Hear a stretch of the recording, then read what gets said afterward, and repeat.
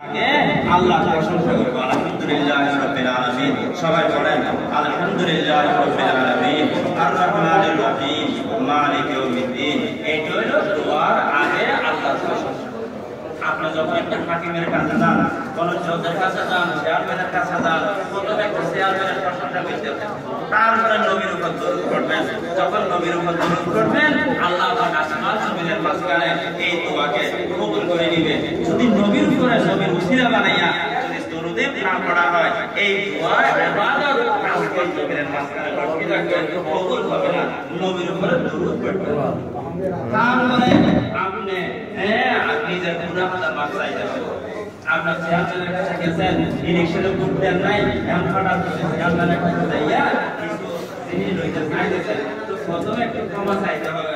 হুজুর চেয়ারম্যান সাহেব, আপনি তো ভোট দিলেন, কিন্তু বিপদে লইয়া কোনো কারণে দিতে পারি নাই, আমার সাথে একটা দাঁড়াইছিল, সেজন্য ওনাকে ভোট দিতে হয়েছে, এখন আপনার কাছে আসতে হয়েছে, তাহলে আপনি আমাকে কিছু দিতে হবে।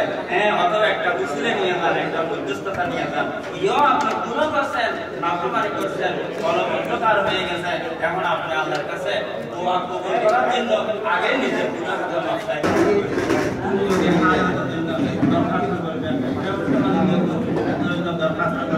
এগুলো